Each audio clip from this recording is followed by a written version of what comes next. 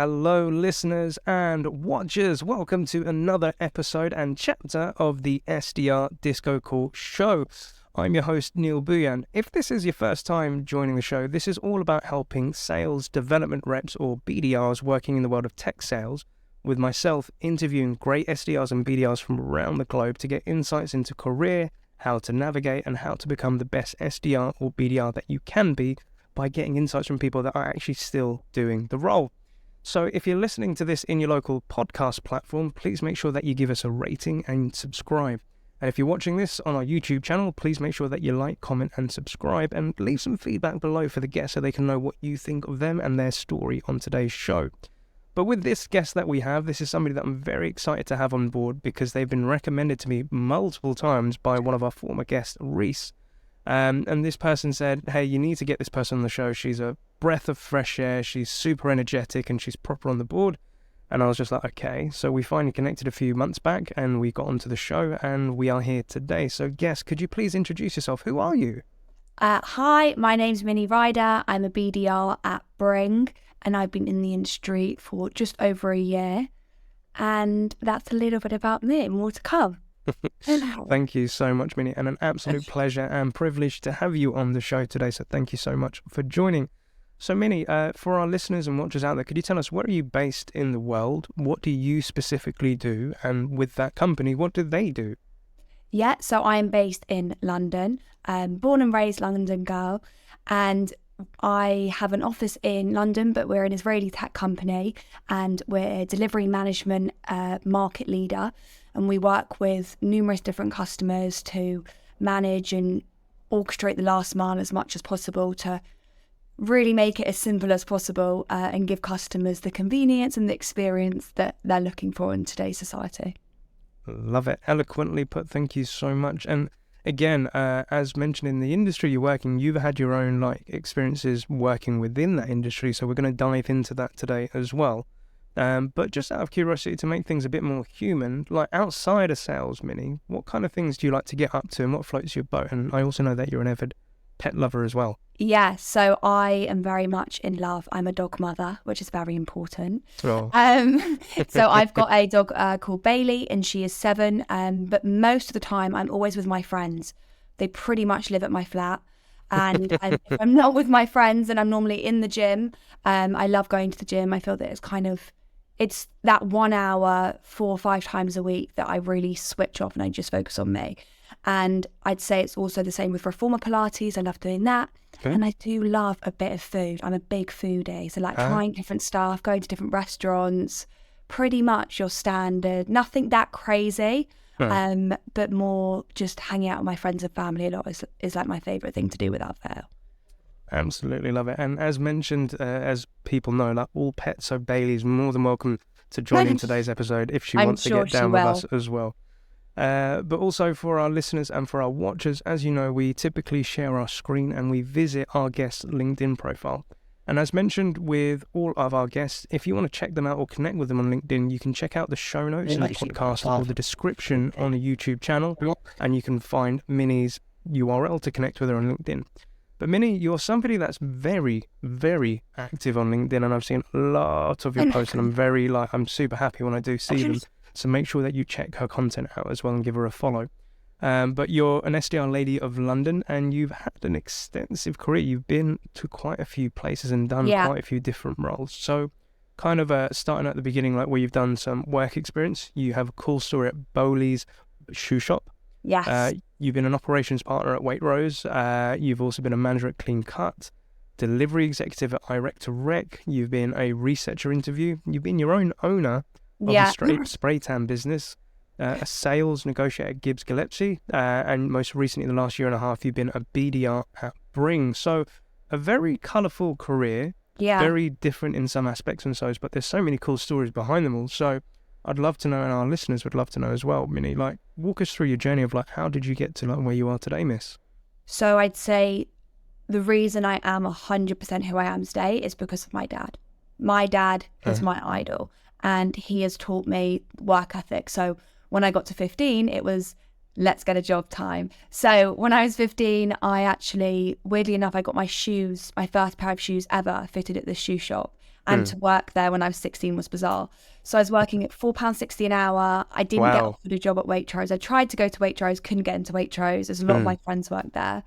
And I was working the holidays. I was working every Saturday, 8 till 5, fitting smelly feet and trying to measure kids' shoes whilst they were running everywhere, and really just doing lots of different things. And then I got an opportunity at Waitrose. I applied for the job. It came up and I actually got it. So 3 months or 4 months later, I moved to Waitrose, and Waitrose was incredible. It was literally a 2-minute walk down the end of my road. Nice. I used to see all my family and all my friends in there.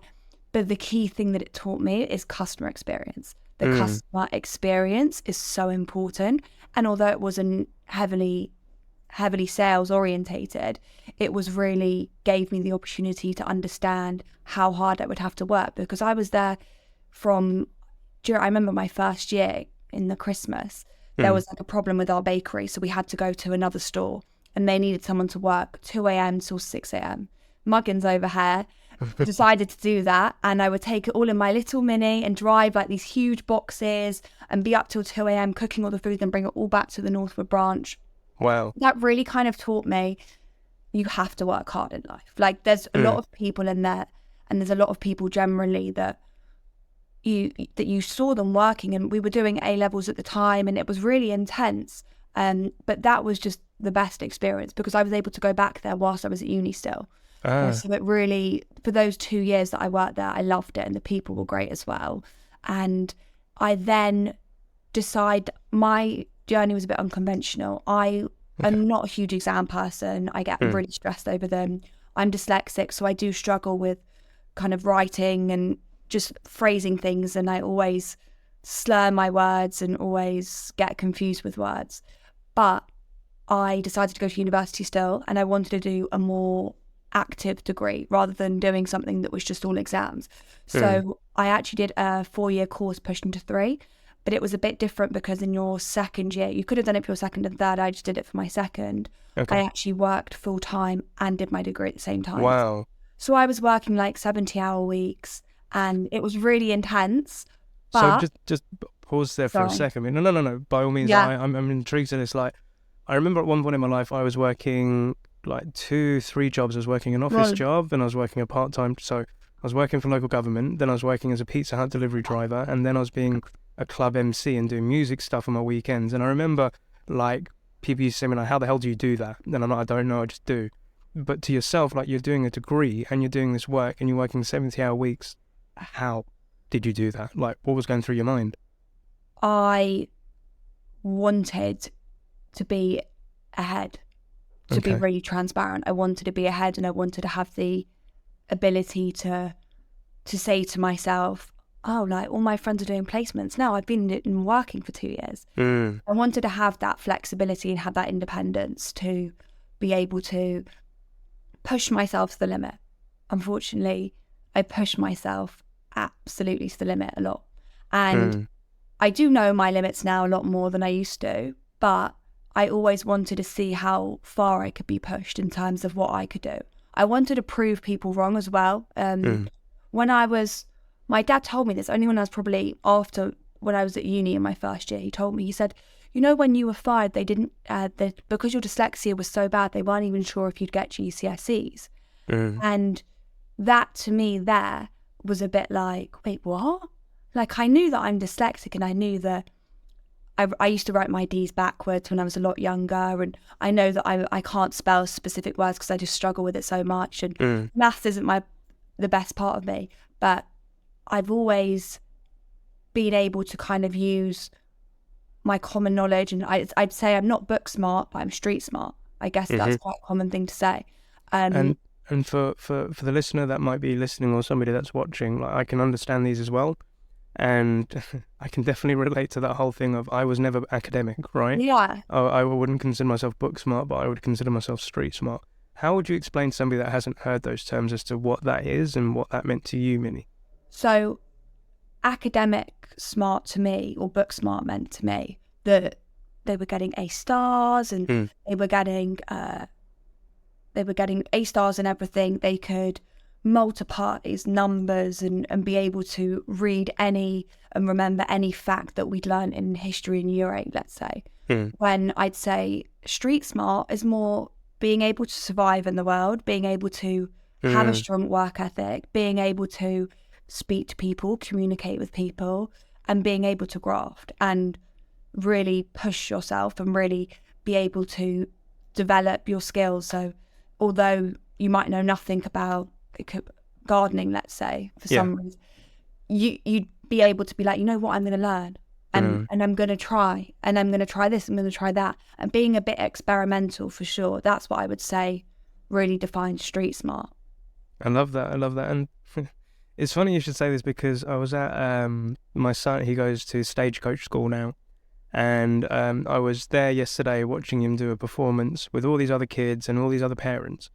And there was a very cynical side of me in there, right? And I mean this in the sense that they're doing all these performances, these kids are all performing, doing their thing, and you're seeing all these parents, and I could see the parents that were the dance mums or like the dance dads. Yeah. And like really like extenuating their words and telling their kids, do this, do that, do this, do that. And I can see my boy just having a laugh and having fun. And a part of me came up, and again, this sounds really crass and cynical, but I was just like, how many of your kids are actually going to follow through on this? And actually, are they doing it because they love doing it? And what are they learning from it? So as the other kids were performing rudely, I went onto my phone to find out what percentage of kids, do stuff with Stagecoach School. And the key things for them is it helps them with communication, helps them working with other groups. It helps build their self-confidence and self-esteem. And all of these things can be interconnected into careers or things that they do later on in life versus a kid that doesn't go there. And I was kind of reflecting on myself, where I was thinking like, I was never like one of these kids here, right? I was never academically smart. And I can sometimes figure out who the academically smart kids are and the kids that are just enjoying it for who they are. And I said to myself, never went to uni, got kicked out of college, was not the smartest egg in the room, like when it was in classes and stuff like that. But I was like, I'm somebody that did perform and did do music. I run my own company. I'm doing my own podcast show. But all of this stuff I didn't learn from being academically smart. Yeah. It was being street smart and learning things as I went along, adapting. Yeah. And that's the thing that I know that we've just gone off on a tangent. No. And do you want to know something really funny? Is I did Stagecoach. Oh, really? Yeah, I did Stagecoach when I was younger. I did it until probably I was 8. I did it from like 4 till 8. And I remember doing the performances and everything. And one of my best friends, she's also, I wouldn't say really academic, she's a lot more street smart. She actually taught at Stagecoach. So it really does. And she did do a degree in theatre school, but she's now started her own business. She's now being able to run her own business, has a team, shout out Glow for it. And so she's now doing really, really well. So it does show you that a lot of people, they think, oh, I didn't get an A star, I didn't get an A in that GCSE, when really, I've never been asked what my A-level results. Yeah. Ever. All right, love it. Well, a little bit of a connection there, I love that. And Wow. Stagecoach is cool, really cool, and Blake absolutely loves it, and he was doing Frozen. It's a great place. Yeah, and it's also, it's Saturdays night. I used to do it Saturday 9 till 1, I think. So he does it on Saturdays and Sundays. He does it on a Friday, but they were doing like a Sunday workshop, like Matilda and Frozen. But anyway, completely digressing. Sorry. That's all right. But coming back to yourself, as you were saying, like working 70-hour weeks, you're doing your degree and pushing yourself to the limit, and you've, since then realised what limits to push and not to push. Yeah. What happened after that? I finished second year and I was ready to kind of leave Clean Cut. I'd been there for 2 years. I actually, before I moved in, I was with my dad. I remember this so well. We went to go and find somewhere for lunch. I literally just moved in my stuff. We went to like this healthy eating restaurant. I love healthy food. So they just opened. My dad goes, oh, they're looking for people. So I walked straight up to the owner, Antonio, and I said, are you looking for people? And he said, yeah. And then I got a job literally straight there on the spot on my first day when I moved in. So it's like that. It's very like just kind of taking opportunities and instead of, I listened to this quote the other day and it was really important to me, is instead of thinking about your past, you are a creator. We are human, we're breathing human people. And I created that opportunity. I didn't need to walk up to him. I could have been like, oh no, I'll do it another day. by creating your own opportunities and by taking advantage of what you're doing right there and then. That's what I'd say was the key thing about how Clean Cut came about. I love that. And like that screams confidence to me. Yeah. And I want to ask you a little bit on this as well, but to give my own take on it. I remember when I was transitioning from working in finance and I really wanted to get into the sales job. And at a point in my life, I was looking around my friends and some of them weren't, accomplishing cool things in my opinion. Like Neil was that young dude in his 20s talking about a mortgage or, traveling the world or finding this cool career and stuff like that. And my mates were just like, no, we're going to uni, we're going festivals, we're going raving, we're going Ibiza. And I was just like, and they were like, Neil, you're such an old man. Like, why are you thinking of these? Yeah, they're like, why are you thinking of them things there? And I'm like, because this stuff isn't going to last forever. Like, we need to think about future and stuff. And I kind of said to myself, I was like, Neil, you've always been that quiet dude and shy person. You need to find this courage or this spark in you. And I went through a phase in my life where I purposely did things to scare the hell out of myself. So it would be asking for a job, or it would be speaking to somebody that I normally wouldn't have the balls to speak to. And what I found, Minnie, was I started getting this buzz. Yeah. And I remember it like when I approached my sales director of just sitting in my office in financing and I want to go for sales. And I just went up to him and said, Jonathan, I really want to work in sales. Never had it before, but I know the product inside out. What do you think? And normally there's this inner critic that was saying, like, what the hell have you just said? Bro, like, calm down. Who do you think you are? And you have that inner critic. And over the years, I've learned to silence that person or just not really listen to what that other Neil's saying. But what you did there where, you met your dad, he's saying they're looking for people, and then it just clicks into your head and you just go up to Antonio and just ask him, are you looking for people? How did you build that confidence within yourself and what was driving it? I'd say that I've always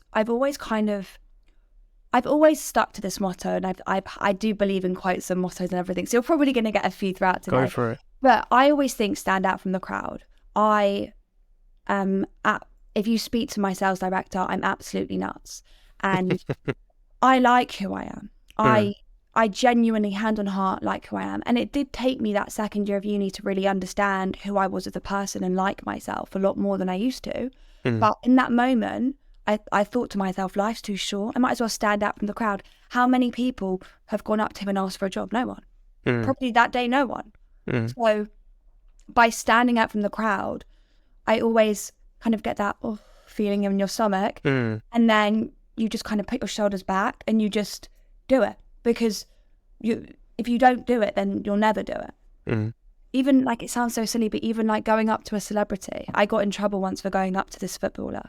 And I just went up to him and I was just like, hi, can I get a selfie? My brother's a big fan. Like, they're not, people are human at the end of the day. No one's ever going to be really rude to your face, because unfortunately we live in a society now where if you cold call someone, they can't be rude to you, because we all know that everyone records the phone calls. So if they were really rude to you, you'd either be on that, there's an Instagram where they take the mickey out of all like these awful sales calls, or you send it to the company and they probably get into a lot of trouble because people can't be rude in this society. So I just think, what's the worst scenario that will happen? And once you come to terms with what the worst scenario is, in that situation, Antonio says no. Okay. What's going to happen to me? Nothing. You have to think about the best scenarios, the best outcome, and then the worst outcome. And really, the worst outcome isn't as bad as you probably think it will be. Yeah, I 100% co-sign and agree with you. The reason being is, with that confidence to try, like, so like worst case scenario, I used to have this fear in me when I was in my 20s, which was like, people say, like, Neil, what scares you? I'm saying, what scares me is waking up every day, doing the same 9 to 5, coming home, putting my feet up, watching dinner, watching TV and going to bed, and then waking up and doing the same monotonous thing day in, day out. That scares the hell out of me. And the only way to get away from that fear is by doing crazy stuff that scares me, stuff out of my comfort zone. And to your point, a lot of the times, and this is, it stems from childhood, it's like our environment and growing up, where we always think of not standing out, because we're sometimes taught to conform and mirror the same patterns that everybody's doing. Because if you go against the grain, then you're going to be a problem, as they may say, right? But the thing that I kind of learned was we always go through this thing of, what if it goes wrong? What if they reject me? What if they get offended by this? What if... And I remember reading the book, it was The Secret at the time, Yes. and it was kind of getting into the mindset of, what if it works out? So what if that person likes what you said? What if they actually give you that opportunity and job? And I can put this down to one key moment in my life, in my SDR career, when I was working at Zora, and Kevin Kimber, our VP of EMEA, he was a very stern guy, right? You didn't want to mess with Kev. Yeah. But he was like my sales dad. And one day I'm sitting on my laptop and he instant messages me on Google and he says, Neil, could you come into my office? Now, the old Neil would have thought, oh, what did I do wrong? Because that's what we all think. When we get called by senior manager, like, what have I done wrong? Or what have I cocked up on? And I had that thought, and then I said to myself, Minnie, what if he's calling me to give me some good news? Maybe he's going to give me a pay rise. And I just thought these crazy things. I walked into the office and he said, Neil, you've been a team lead for a while. We'd love to give you an SDR manager job. And I was like, that's the good news. That's the pay rise. I was like, yeah. So anytime I get like a bit of fear, I always ask myself, what if it goes right? So I love the fact that we kind of believe into that, under the same cloth. We could talk about a lot of stuff for hours here, Minnie. I know, literally. I always feel like whenever we chat that we could just talk for hours easily. Easily.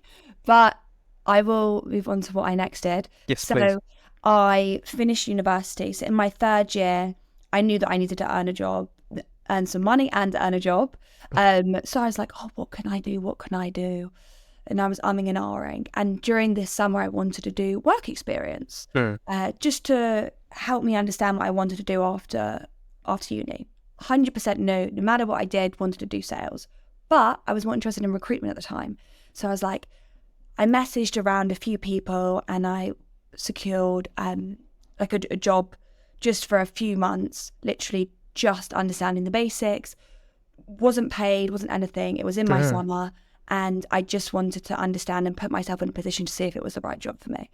And I cold called a few people, and I even had my boss at the time call me in an Irish accent, and I genuinely thought it was a prospect, and I freaked out on the phone. It was the worst phone call of my whole career ever.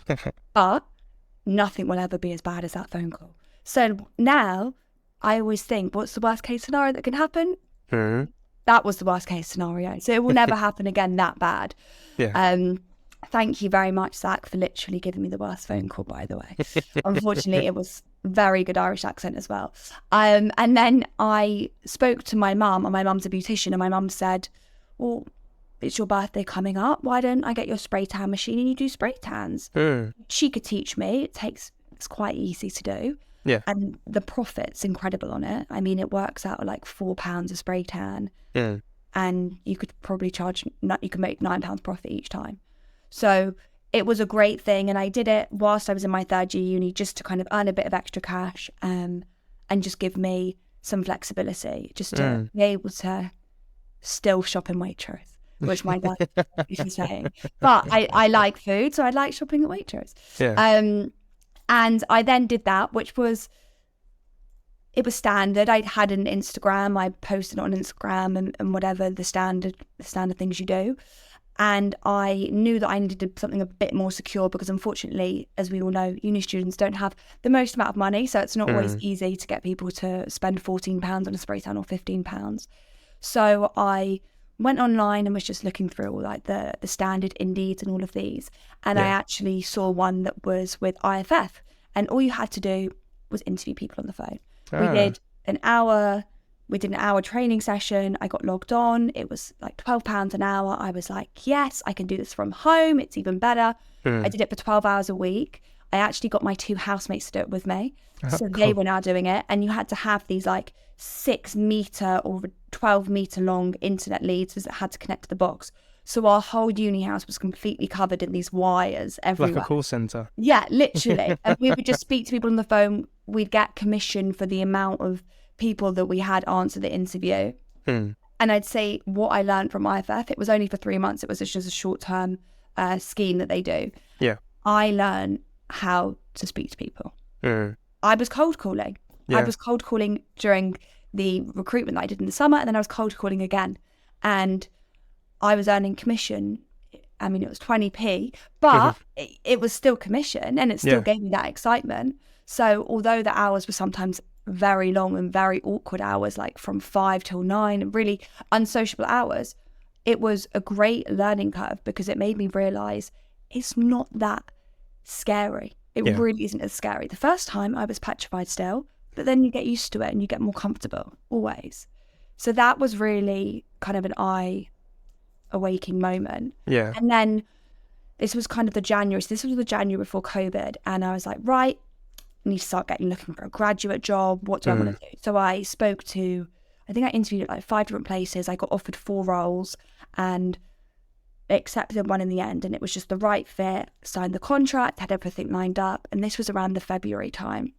IFF had finished at this point. I knew that I was starting a graduate job in the September, sorry. And I was like, well, I come home every weekend as I'm a bit of a homebody. So I was like, instead of working, I was still doing my spray tans, but it wasn't earning as much as I wanted to. It's just the clientele wasn't there because in Nottingham, it wasn't as easy. Yeah. And I walked down to my local estate agents and I just said, hi, I saw you put an advert in.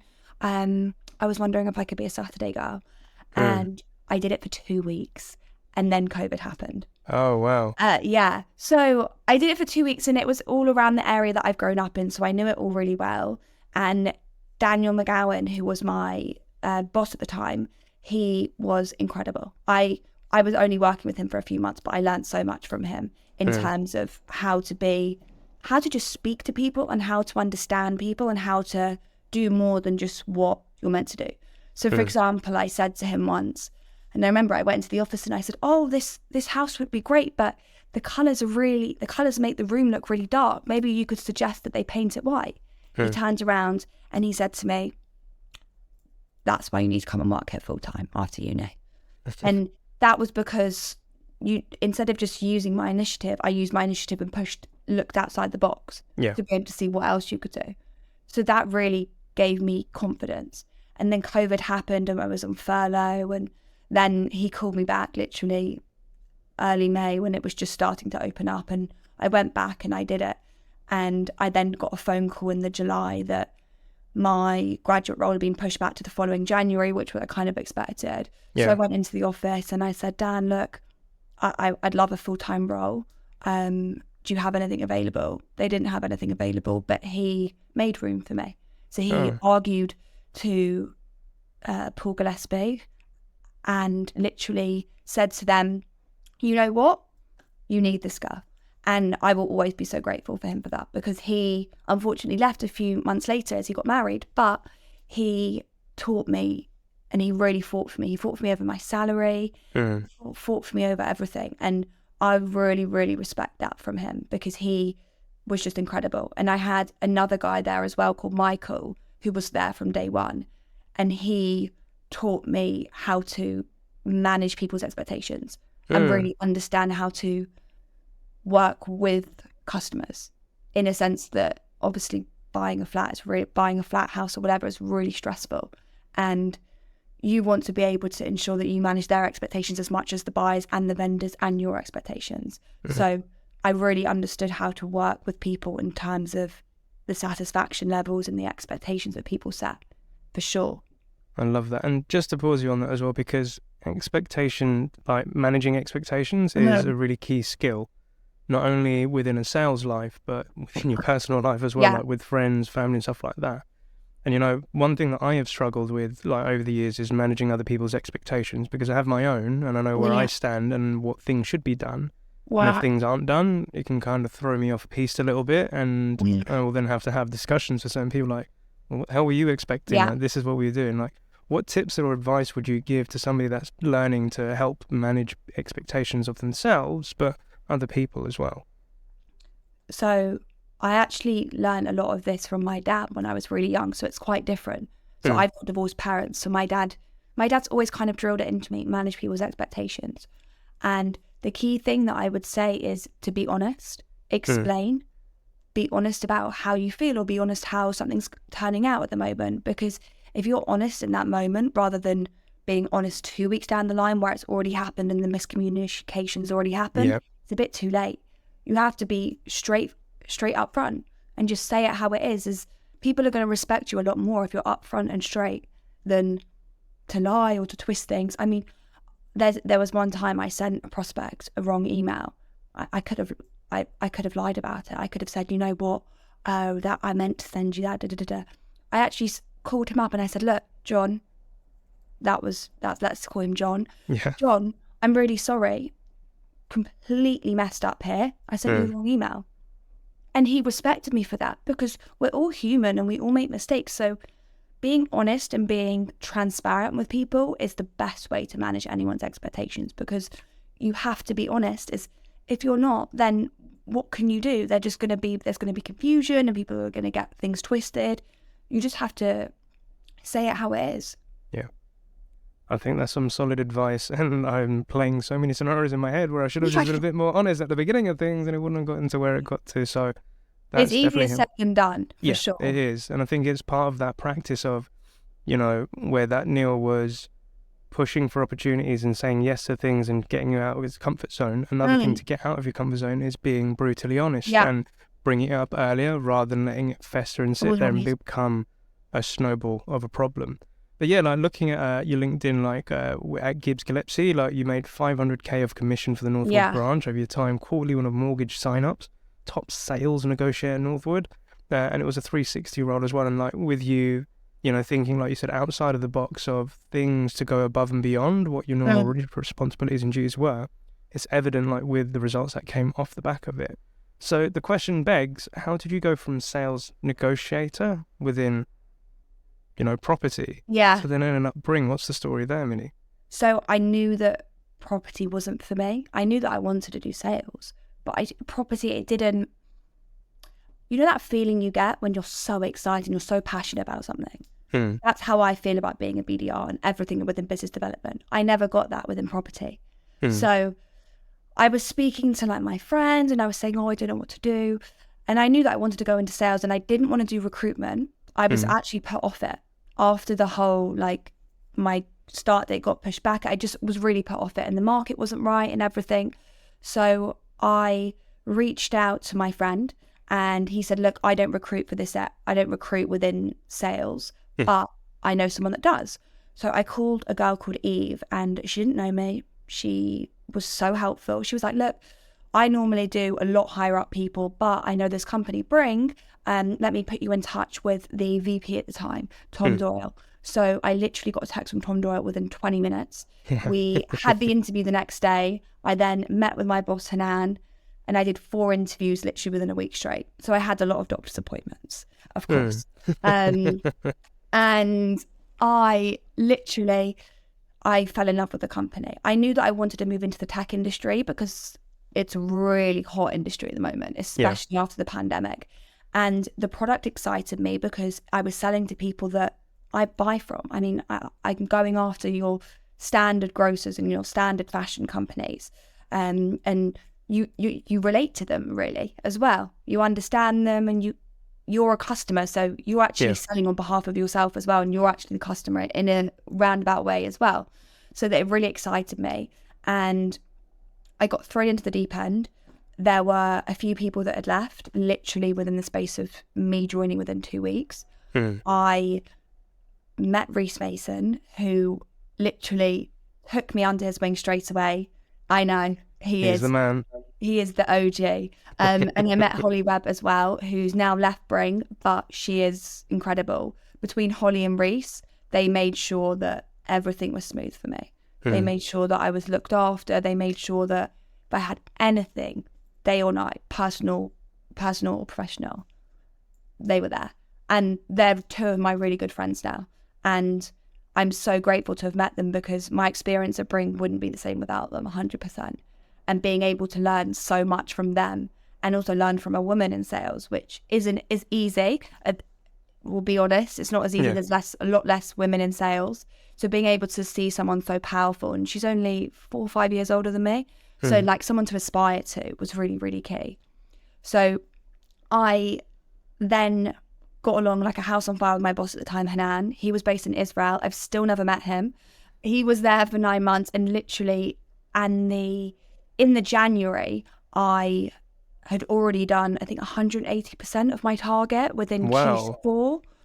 So he was like, okay, this girl couldn't be pushed. And I remember putting so much pressure on myself to get my target, but that excitement that I got when I booked a meeting, there's no feeling like it. It's like Christmas on steroids. It's like so exciting, and it's so nice because it shows you that all the hard work that you've done and all the no's and people saying unsubscribe or the people saying don't want it, not interested, it's worth it. It's 100% worth it. So I actually mentored 2 people in France and took that on straight away. I took that on straight away, and I really was able to develop their skills and really teach them all the ins and outs and all the tricks that I'd learned from Holly, Reese, Marie, Mawarid, who was a BDR there, and also Hanan, and put a whole different twist on everything. So instead of just sending out the normal emails, I'm creative and I'm trying to stand out and trying to make people laugh and trying to use Vidu, which is an incredible tool. It's like a virtual gift to let you hold up and you can write anything on it. I've seen them on your LinkedIn. Yeah. So using things like that to really stand out from the crowd. And I mentored the team, different members of the team. I mentored them. Richard, based in the US. And then I took over the team when Hanan left. There was like a 6-week period. So I was leading the team during those 6 weeks, waiting for our new boss. Oh, wow. So I was reporting to Tom Siegel, our COO, who's from Boston, very strong Boston accent. He's hysterical. And I would sit with him every Friday and have to report all of the BDR's progresses, meetings, etc., what's going on, how everyone's feelings. And it gave me my passion because I love helping people. I do.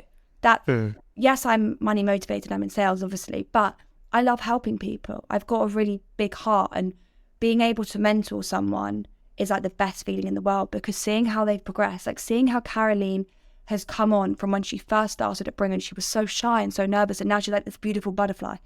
And seeing that difference is what gives me the passion. And that is the one thing that I wake up for every morning. It's seeing that people develop and become amazing at what they're doing, and just being able to, Caroline's now doing training sessions to the BDRs. She did one on Wednesday, and like that made me so proud. The fact that I was like a proud mother, and that's how I felt. And I then had a new boss, Courtney, and she is fantastic. I've learned a lot from her already, and it's nice that she's a woman as well, because she understands the industry. She sees it from my perspective. And although she's based in the US, she came over for a week last week, and we were doing training sessions and sorting everything out, as I've now got Devon, so I've now got 3 more people that I've now mentoring at the moment, and another person still. So I'm doing 4 mentoring sessions a week roughly. Wow. On all different things, covering from LinkedIn and how to stand out on LinkedIn and how to use your personal brand and how to get a prospect who said no to actually get that meeting with them. Things like that, really being able to develop people's skills and really develop their understanding of, it's not like it used to be 10 years ago. It's not you call, because A, you don't have the numbers thanks to GDPR. B, not everyone answers their phone. I don't. If I get a number from someone I don't know, I definitely don't answer it. Yep. So it's like standing out from the crowd and being different and using your personality, because at the end of the day, people buy from people. If you're not human, they're not going to buy from you. 100%. And it's very refreshing to hear this. The amount of passion that you have for seeing other people succeed from things that you're giving and helping them with it. And to your point, some people are motivated by money, like we are in sales. Right. And I remember a lot of sales leaders used to look at me really funny when I said I'm not motivated by money whatsoever. Like, it really doesn't ring my bells. But helping somebody that's never done something before and then seeing them doing it on their own brings me pure happiness and joy. And seeing them being able to come into the home, it's a leadership quality as well. And with yourself, like you've had a lot of experiences where, like you said, you've created these opportunities by asking the question or going for it, and having all of this energy about you, dude. Like, that's the only way that I can put it into a word. It's just like pure energy, which I love. But if you take a bit of a pause and a bit of a breather, and you just reflect on it as to where you are and all the things that you're doing, because you're doing a lot, right? Really. What would you say would be the main things that you'd think about yourself? Because if we go back to many years ago of like working in that shoe shop to like where you are now, what things are you proud that you've accomplished? And what do you think, if something had changed a little bit, it wouldn't have happened? Like, what are I think a point we were talking about earlier on is resilience. Yeah. Right? So this element of resilience. So you're Minnie Ryder, reflecting on the last like 4 or 5 years of all the stuff that's happened in the world and all the things that you're doing and all the people that you're meeting, like, what would be your takeaway from that, Minnie? I'd say the biggest takeaway I've had is don't let other people's opinions change who you are. Because I've been told, oh, you speak to everyone, you speak to the waitresses, you speak to everyone, you chat all day long to other people. Okay, but that's who I am, and that's me as a person. I'm not going to change myself as a person. I've been told so many different things by different people, and I think the key thing is to be 100% yourself, not changing yourself, not trying to be more cool or more funny, or just being your authentic self, because not everyone's going to like you. And that was something that really I had to understand. It's not every single person's going to like you, but that's okay. And you shouldn't change yourself just because of what one person thinks, because I'm telling you now, there's at least 5 people that think you're great. And I'd say having that ability to being able to channel people rejecting you or people saying no to you, being able to channel that to not affect you as a person and not change who you are, that's why I think I'm where I am today. Because I've been resilient, and I've always stood by my morals and the values that I have, and I've not changed that for anyone. You have to be 100% yourself. Pull it. Yeah, boom. If we could have like a sound effects of it like going off like with fireworks and everything, I'd freaking have that right now. I love that. You're right. And, sometimes we can get into this role of an SDR career where we're constantly comparing ourselves to our peers, other people, as to where they are in life and how they did what they did, and we try to mold ourselves into becoming people like them. And understanding that you are, in essence, creating this beautiful entity and being, which is yourself. And, and that comes with the confidence, that comes with the believing in yourself. And, it isn't overnight. It sometimes takes us a while to figure that out, and then to stop listening to those naysayers. It's hard, even where I am today, like I still have critics. I still have people saying, no, you shouldn't be doing that, Neil. And I'm like, but why not?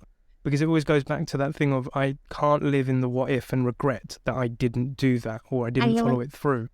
Even if I follow it through and it F's up, at least I know that I tried. Yeah.